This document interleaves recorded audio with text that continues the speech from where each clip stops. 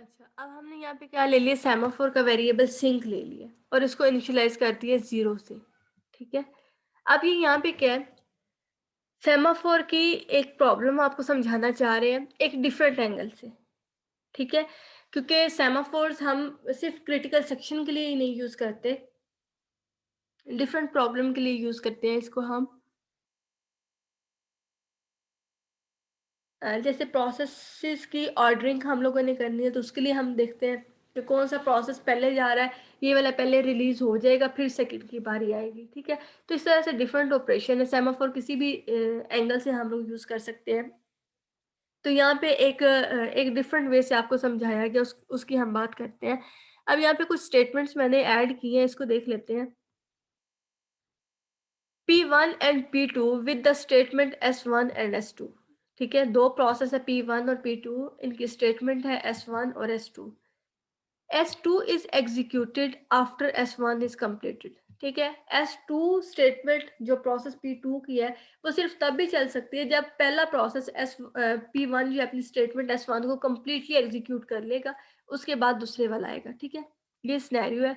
S2 only सिर्फ तब आ सकेगा only if P1 invoke the signal because sync initially 0। अच्छा, अब यहाँ से मैं आपको समझाती हूँ। अगर जो है P1 है, S1 इसकी स्टेटमेंट चली हुई है जिसके अंदर क्या है, वो सिंक दे रहा है। सिंक किसके अंदर दे रहा है, सिग्नल के अंदर। सिग्नल के अंदर हम कब देते हैं, जब पहले से हमने लॉक एक्वायर किया हो, जब पहले से हमने वेट कंडीशन चलाई हो। ठीक है, जब पहले से ही क्या है, हमने 1 को 0 किया हो, तो तब हम लोग फिर 0 को 1 करने के लिए सिग्नल चलाते हैं। ऐसे ही है ना। तो यहाँ पे इन्होंने क्या है, प्रोसेस पे, अब यहाँ पे वो वेट वाली तो इन्होंने कंडीशन कोई नहीं दी हुई। ठीक है, ये आपको समझाना चाह रहे हैं कि, और जो सिंक है उसको इनिशियलाइज किया हुआ है 0 से। सिंक को इनिशियलाइज किया हुआ 0 से, 1 से ये इनिशियलाइज भी नहीं किया हुआ और वेट भी नहीं दिया हुआ पहले से। तो अब किस तरह से चलेगा, P1 तो कंप्लीट ही नहीं होगा क्योंकि वो वाला खत्म होगा तो सेकंड वाला चलेगा। तो उसके लिए इन्होंने एक ऑर्डरिंग आपको बताई है कि किस तरह से है। तो क्या करेंगे कि सिग्नल वाला ऑपरेशन पहले चला देंगे। ठीक है, क्योंकि सिंक की वैल्यू क्या है, हमारे पास 0 है। जब हम सिंक की वैल्यू सिग्नल में चलाएंगे तो ये 0 से हमारे पास क्या हो जाएगी, 1 हो जाएगी। ठीक है, 1 हो जाएगी तो उसका मतलब है अब जो है वो लॉक कोई दूसरा एक्वायर कर सकता है। तो P1 को हमने एग्जिट करवाया, सिंक की वैल्यू 0 थी, उसको 1 करवाने के लिए पहले सिग्नल चलाया। ठीक है, वो क्या आपको ऑर्डर समझा रहे हैं कि अगर इस तरह की कोई कंडीशन आ जाए तो आप उसको अपने सिनेरियो के अकॉर्डिंग करवा सकते हैं। तो सिग्नल से हमने उसको 1 करवाया और फिर अब 1 वाला जो है P2 अपना चलाएगा और उसके वेट के अंदर क्या सिंक देगा। अब सिंक के पास क्या वैल्यू 1 है, वो 1 को भेजेगा, वो डिक्रीमेंट होके 0 होके आएगी और लॉक लग जाएगा, ये अपनी प्रोसेसिंग सेकंड वाला परफॉर्म करेगा और उसके बाद जो है फिर इससे एग्जिट हो जाएगा। ठीक है, तो ये इस तरह से ये आपको एक ऑर्डरिंग इन्होंने प्रोसेसिंग की बताई है सिंक के थ्रू, सेमाफोर्स के थ्रू। ठीक है, तो ये बाइनरी था, 0 और 1 के दरमियान हम लोग करते रहते हैं, काउंटिंग के अंदर डिफरेंट वैल्यूज लेके उनके लिए हम लोग करते हैं। अच्छा, यहाँ पे थोड़ी इसकी डिटेल है, उसको देख लेते हैं। Must guarantee that no two processes can execute the wait and signal on the same semaphore at the same time. ठीक है, जैसा हमने अभी पीछे भी देखा, तो इस बात की तो श्योरिटी है, गारंटी है कि वेट और सिग्नल को दो processes eight the same time call नहीं कर सकते हैं। ठीक है, अगर हमने P1 को खत्म करना था तो हमने पहले वो सिग्नल चला लिया, लेकिन ये नहीं कहा कि दोनों वेट के अंदर चले जाए या दोनों एक टाइम पे चला लें। ठीक है, the implementation become critical section problem where the wait and signal code are placed in the critical section। ठीक है, उसके अंदर जो है अब ये हम कह सकते हैं क्रिटिकल सेक्शन के अंदर वेट और सिग्नल हम लोग मस्त इसको इम्प्लीमेंट करेंगे। ठीक है, कि अगर एक्चुअल का हमने क्रिटिकल सेक्शन के अंदर काम करना है तो उसके लिए पहले वेट को एक्वायर करके लॉक लगाए के काम करेंगे और जाते हुए रिलीज कर देंगे। ठीक है, ये पुरानी वाली बात है जिस तरह से हमने पहले किया है। आगे देखते हैं इसको। अच्छा, अब हम यहाँ पे देखने लगे हैं बाइनरी सेमाफोर। ठीक है, बाइनरी सेमाफोर, और इस बाइनरी सेमाफोर के अंदर क्या है, बिजी वेट कंडीशन आएगी हमारे पास।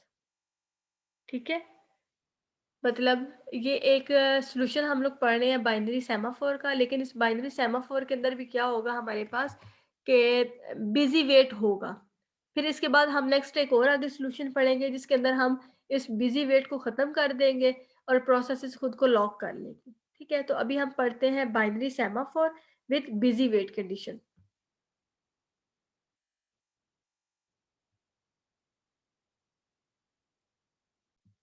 अच्छा, यहाँ पे हम लोग स्टार्ट करने लगे हैं काउंटिंग सेमाफोर्स को।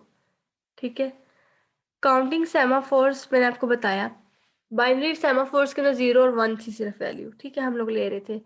काउंटिंग सेमाफोर के अंदर हम 0 1 2 3 5 जितनी मर्जी वैल्यूज ले सकते हैं। ठीक है, और ये काउंटिंग सेमाफोर कब यूज होते हैं?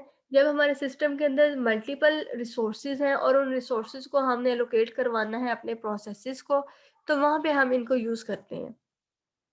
ठीक है, अब यहाँ पे थोड़ी सी इसकी थ्योरी है, इसको जरा देख लेते हैं, कॉन्सेप्ट जरा इसका क्लियर कर लेते हैं, फिर इसकी कोडिंग की तरफ चलते हैं। Counting semaphores can be used to control access to a given resources consisting of a finite number of instances। अब आपके सिस्टम के अंदर कुछ फाइनाइट नंबर ऑफ रिसोर्सेज हैं। ठीक है, 4-5 रिसोर्सेज हैं और उन रिसोर्सेज के आगे जो है इंस्टेंसेस हैं कुछ। ठीक है, मतलब कोई रिसोर्स 1 है उसके आगे 2-3 टाइप है, रिसोर्स 2 है उसके आगे 2-3 टाइप्स हैं। ठीक है, तो इस तरह हर एक रिसोर्स के कुछ इंस्टेंसेस हैं, उनकी एक्सेस को कंट्रोल करना कि किस प्रोसेस को कौन सा रिसोर्स देना है, ये वाला रिसोर्स अवेलेबल है या नहीं है। ठीक है, तो इस सारी एक्सेस को कंट्रोल करने के लिए हम लोग यूज करते हैं अपना counting semaphore. The semaphore is initialised to the number of resources available. अब आपके सिस्टम के अंदर जितने नंबर ऑफ रिसोर्सेज अवेलेबल हैं उस नंबर से आप इनिशियलाइज करेंगे अपने सेमाफोर को। अगर आपके सिस्टम के अंदर 5 रिसोर्सेज अवेलेबल हैं तो आप सेमाफोर की वैल्यू 5 रख देंगे। ठीक है, कि उस 5 में से जो है प्रोसेसेस आके रिसोर्सेज जो है लेते रहेंगे और रिसोर्सेज डिक्रीमेंट होते रहेंगे, 5 4 3 2 1 0। ठीक है, इसका मतलब है कि ये सारे रिसोर्सेज एलोकेट हो गए। और इसी तरह से जब प्रोसेसेस अपने रिसोर्सेज को रिलीज करते रहेंगे, फ्री करते रहेंगे, तो वो जीरो से वैल्यू वापस 0 1 2 इस तरह से इंक्रीमेंट होती रहेगी। ठीक है, कि ये वाले रिसोर्सेज अब अवेलेबल हैं। Each process that wish to use a resource perform a wait operation on the semaphore।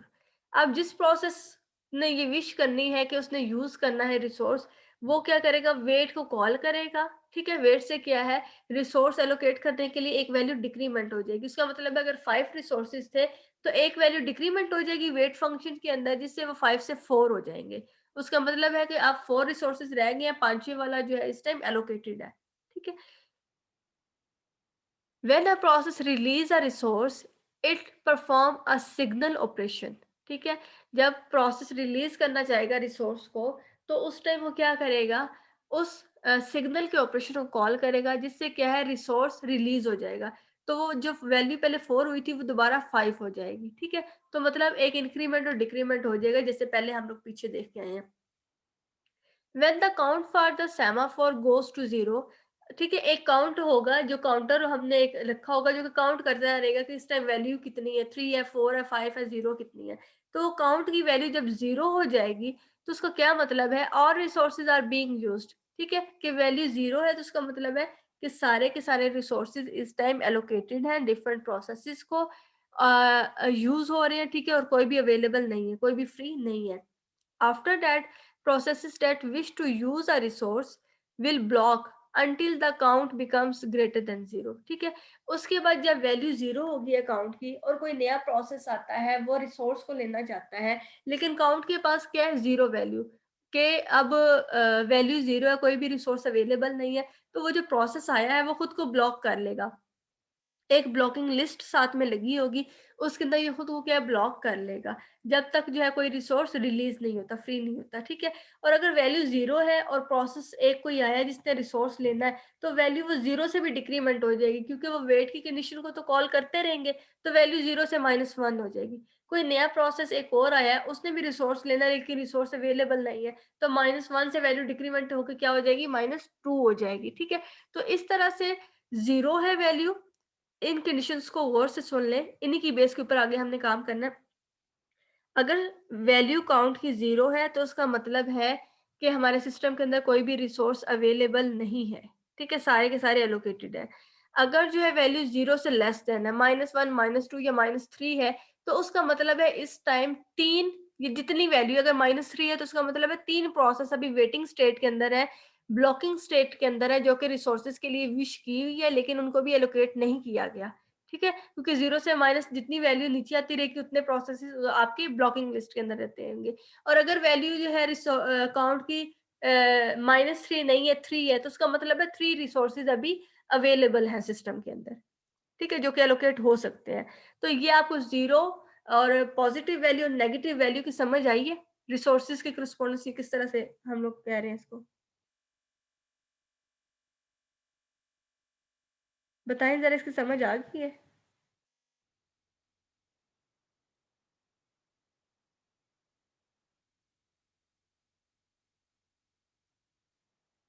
बता देना, समझ आई है फिर ही मैं आगे जाऊँ, जल्दी से बता दें।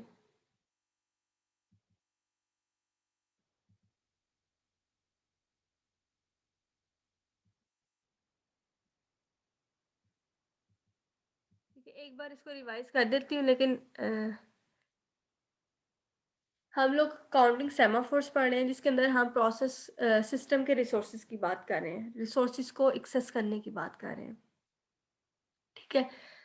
एक काउंट होगा जो कि यहाँ पे काउंटर के तौर पे काम करेगा, ये देखेगा कि सिस्टम के अंदर कितने रिसोर्सेज अवेलेबल हैं, या कितने जो इस टाइम यूज़ हो चुके हैं, या कितने फ्री हैं, ठीक है? वो काउंट सारा हिसाब रखेगा। अब अगर जो है सिस्टम के अंदर हम सेमाफोर को कौन-सी वैल्यू देंगे सबसे पहले? जितने हमारे सिस्टम के अंदर रिसोर्सेज अवेलेबल हैं। अगर हमारे सिस्टम के अंदर रिसोर्सेज इस टाइम पे 10 फ्री पड़े हुए हैं, तो हमारे अकाउंट की वैल्यू क्या होगी? 10, ठीक है? कि अभी 10 के 10 हमारे रिसोर्सेज किसी को भी एलोकेट नहीं हुए, फ्री हैं। प्रोसेसेस आते रहेंगे, वेट को कॉल करते रहेंगे, 10 से वैल्यू एक-एक डिक्रीमेंट करते रहेंगे और अपना रिसोर्स एक्सेस करते रहेंगे। वैल्यू 0 पे पहुँच गई 10 से होते-होते, ठीक है? 0 पे है तो उसका क्या मतलब है, अब कोई भी रिसोर्स जो है फ्री नहीं है। ठीक है? अब कोई भी रिसोर्स इस टाइम पे फ्री नहीं है, सारे के सारे एलोकेटेड हैं। और अगर जो है सारे एलोकेटेड हैं, कोई भी फ्री नहीं है और फिर भी कोई प्रोसेस आ जाता है, रिसोर्स के लिए रिक्वेस्ट कर देता है, तो वो क्या करेगा? वेट को तो उसी तरह से कॉल करेगा, वेट के फंक्शन को। तो वैल्यू क्या है? एक-एक डिक्रीमेंट फिर से होती रहेगी। तो 0 से वैल्यू नीचे आती रहेगी। -1, -2, -3 जितने प्रोसेसेस होंगे, ठीक है? तो अब 0 से जितनी लेस देन वैल्यू होगी उसका मतलब है कि उतने प्रोसेसेस इस टाइम वेट कर रहे हैं रिसोर्सेज के लिए, लेकिन रिसोर्सेज अवेलेबल नहीं है। और अगर 0 से ग्रेटर वैल्यू है, 2, 3 पॉजिटिव वैल्यू है, तो उसका मतलब है इतने रिसोर्सेज अवेलेबल हैं। ठीक है? तो इस तरह से हम लोग इसको देख रहे हैं।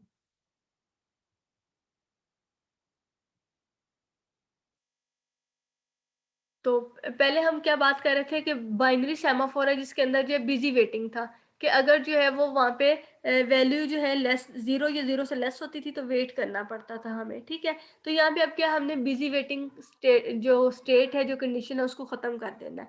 तो अब हम यहाँ पे देख लेते हैं इसका कोड काउंटिंग सेमाफोर का, ठीक है?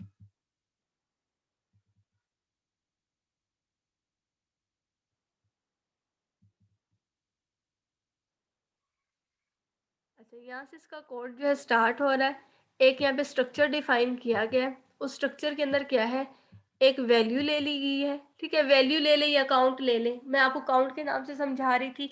एक काउंट होगा जो कि वहाँ पे सारा रखेगा कि कितने प्रोसेसेस एलोकेट हो गए हैं, ये कितने भी रहते हैं, ठीक है? उसको वैल्यू कह लें या काउंट कह लें, एक ही बात है। अच्छा, यहाँ पे आप स्ट्रक्चर प्रोसेस लिस्ट ले लिए पॉइंटर टाइप की। ये लिस्ट किस लिए ली है? ये लिस्ट इसलिए ली है कि जो प्रोसेसेस क्यू के अंदर वेट कर रहे होंगे प्रोसेसेस लेने के लिए, रिसोर्सेज एक्सेस करने के लिए, लेकिन अभी उनको रिसोर्सेज एलोकेट नहीं किए जा रहे क्योंकि अवेलेबल नहीं है, तो क्या वो खुद को ब्लॉक कर लेंगी एक क्यू के अंदर, एक लिस्ट के अंदर खुद को लगा लेंगी। तो उसके लिए ये एक लिस्ट बनाई जा रही है, ठीक है? और इस तरह से ये आगे इसका कोड हम लोग देखते हैं। अब यहाँ पे क्या है, मेन मेन जो है वो 2 ही ऑपरेशन है, वेट का और सिग्नल का, ठीक है? जैसे पहले हम लोग बात कर रहे थे। तो वहाँ पे क्या था, वेट और सिग्नल सिर्फ़ इंक्रीमेंट और डिक्रीमेंट कर रहे थे कॉल करने से। यहाँ पे अब इसके अंदर थोड़ा-सा जो है वो इंक्रीज़ कर दिया है काम, वो देख लेते हैं हम लोग, वो कौन-सा है? अच्छा, सबसे पहले हमारे पास वेट, और वेट के अंदर हमने क्या दे दिया है, सेमाफोर। ठीक है, वेट दे दिया है, वेट का फंक्शन है उसके अंदर क्या है हमारे पास, सेमाफोर। ठीक है, स्टैरिक मीन्स पॉइंटर दिया हुआ है। S semaphore value decrement, semaphore की वैल्यू क्या है, डिक्रीमेंट होती रहेगी यहाँ पे। ठीक है, मतलब जैसे ही हमारे एस की सेमाफोर की पहले वैल्यू क्या होगी, जितने हमारे सिस्टम के अंदर रिसोर्सेज है 5 ले लेते हैं। ठीक है, अब यहाँ पे क्या वेट के अंदर रिसोर्सेज एक्सेस करते रहेंगे प्रोसेसेस, और उसकी वैल्यू क्या है, डिक्रीमेंट करते रहेंगे। ठीक है, यहाँ पे फिर एक कंडीशन दी हुई है जिसके अंदर हम चेक कर रहे हैं, if S value is less than 0, कि अगर वो वैल्यू जो है वो लेस देन 0 हो गई है, ठीक है, मतलब 0 से नीचे चली गई, सारे रिसोर्सेज एलोकेट हो गए, तो उसका क्या मतलब है, वो प्रोसेस जो इस टाइम एक्सेस कर रहा है, add this process to S list, तो वो उसको अपने आप को लिस्ट के अंदर ऐड कर लेगा, खुद को ब्लॉक कर लेगा, क्योंकि वैल्यू क्या 0 से लेस हो गई है। ठीक है, अब वैल्यू 0 से लेस हो गई, इसका मतलब कोई भी रिसोर्स अवेलेबल नहीं है, तो ये प्रोसेस जो रिक्वेस्ट कर रहा है रिसोर्स के लिए, ये खुद को क्या है, लिस्ट के अंदर लगा रहेगा, किस तरह से, ब्लॉक को कॉल करके। ठीक है, खुद को ब्लॉक करेगा, ब्लॉकिंग स्टेट को कॉल करके खुद को ब्लॉक कर लेगा जब तक कोई रिसोर्स अवेलेबल नहीं होता। ठीक है, दूसरा फंक्शन है, अब सपोज यहाँ से इन्होंने रिसोर्स एक्सेस किया, प्रोसेसिंग की, और बाहर निकलते हुए क्रिटिकल सेक्शन से सिग्नल को कॉल करनी है। सिग्नल को कॉल करने के लिए क्या करेगा, सेमाफोर आया इसके अंदर। ठीक है, जो सेमाफोर हमने पास किया, वो सेमाफोर की वैल्यू सिग्नल के अंदर हम क्या करते हैं, एक एक इंक्रीमेंट करते हैं। ठीक है, एक एक इंक्रीमेंट करने का मतलब है कि रिसोर्सेज अब यहाँ पे रिलीज होते जा रहे हैं। ठीक है, तो यहाँ पे जो भी सिग्नल कॉल करेगा वो अपना रिसोर्स रिलीज कर देगा, और वैल्यू एक इंक्रीमेंट हो जाएगी। यहाँ पे अब हम चेक कर रहे हैं कि if S value is less than और इक्वल टू 0, कि क्या ये वैल्यू जो है लेस देन और इक्वल टू 0 है। अगर ये वैल्यू लेस देन और इक्वल टू 0 होगी, तो remove a process from process P from S list. ठीक है, इसका क्या मतलब है, यहाँ पे नहीं, यहाँ पे ग्रेटर देन आना चाहिए। ठीक है, यहाँ पे क्या है, ग्रेटर देन आना चाहिए, कि वैल्यू जो है अगर 0 से ग्रेटर हो जाएगी, इसको अभी हम चेंज कर देते हैं सिंबल। इसका मतलब है कि हम यहाँ पे क्या कर रहे हैं, वैल्यू को इंक्रीज अवेलेबल है। ठीक है, ये वैल्यू जब हम चेक करेंगे कि वैल्यू हमारी ग्रेटर देन 0 है, तो उसका मतलब है कोई ना कोई रिसोर्स अभी पड़ा हुआ है सिस्टम के अंदर जो हम एलोकेट कर सकते हैं। ठीक है, तो अगर ये वैल्यू 0 से ग्रेटर होगी, तो हम क्या करेंगे, एक प्रोसेस को लिस्ट से रिमूव करेंगे, वेटिंग जो लिस्ट के अंदर पड़े हुए हैं उसको वहां से रिमूव करके, और हम उसको रिसोर्स एलोकेट कर देंगे। ठीक है, और इस तरह से उस प्रोसेस को वेकअप की कॉल कर देंगे, क्योंकि यहाँ पे उसने खुद को ब्लॉक की कॉल के साथ ब्लॉक कर लिया था। जब उसको यहाँ पे हम रिसोर्स एलोकेट कर रहे हैं, तो उसको वेकअप की कॉल कर देंगे, उसको एक्टिव फॉर्म में ले आएंगे। ठीक है, क्योंकि उसको रिसोर्स एलोकेट हो गया और वो अपनी प्रोसेसिंग इस टाइम पे परफॉर्म कर सकता है। ठीक है, तो वो वाली सारी कंडीशन जो पीछे मैंने आपको बताई हैं, वही वाली सारी कंडीशंस यहाँ पे क्या है, इम्प्लीमेंट हो रही हैं, कि 0 है या 1 है या माइनस में है, उनके अकॉर्डिंग जो है ये कोडिंग की गई है। तो इसको देखें और इसमें देख के बताएं कोई प्रॉब्लम है, समझ आई है या नहीं है, मुझसे पूछें इसको। ठीक है, और अगर समझ आ गई है फिर भी बताएं जल्दी से।